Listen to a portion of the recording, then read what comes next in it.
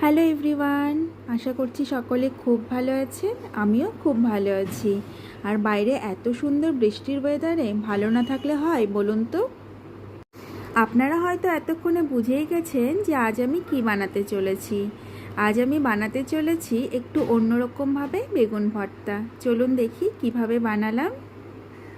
একটা সুন্দর গোল বেগুনকে তেল মাখিয়ে কয়েকটা জায়গা চিড়ে তাতে কাঁচা লঙ্কা আর রসুনের কোয়া রেখে দেব।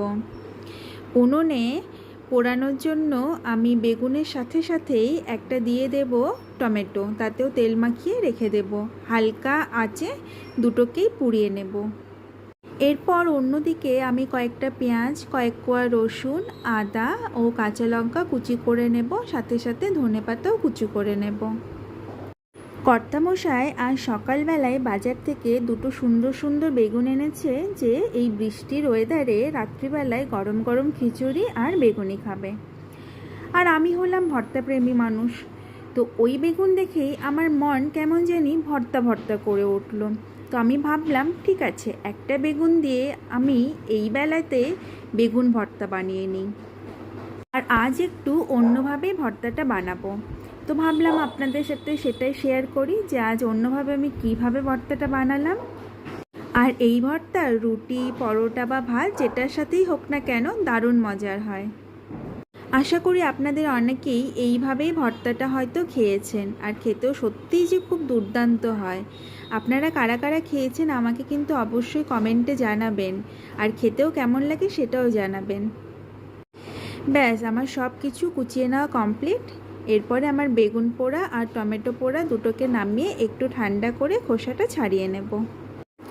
এরপরে একটা ছুরি দিয়ে বেগুনটা কেটে ভালো করে দেখে নেব যে ওতে কোনো পোকা আছে কি না। ব্যাস, বেগুনে কোনো পোকা নেই। এরপরে টমেটো, লঙ্কা, রসুন এগুলোকে একটু করে কুচি করে নেব। ব্যাস, অন্যদিকে উনুনে একটা প্যান বসিয়ে তাতে বেশ কিছুটা পরিমাণ সর্ষের তেল গরম করে দিয়ে দেব গোটা জিরে। এরপরে দিয়ে দেব লঙ্কা কুচি, আদা কুচি ও রসুন কুচি। হালকা করে নাড়াচাড়া করে নেওয়ার পর আমি দিয়ে দেব পেঁয়াজ কুচি, সেটাও আমি হালকা করে ভেজে নেব। বেশি ভাজবো না, বেশি ভাজলে টেস্টটা অন্যরকম হয়ে যাবে। হালকা ভাজাতেই ভর্তার টেস্ট ভালো আসবে।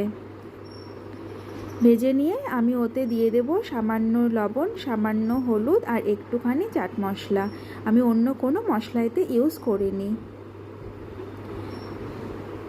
ভেজে নেওয়ার পরে আমি দিয়ে দেবো এরপরে বেগুন, টমেটো, লঙ্কা আর রসুন যেগুলো পুড়িয়ে রেখেছিলাম। ব্যাস 2 থেকে 3 মিনিট আমি এইভাবেই নাড়াচাড়া করে নেব।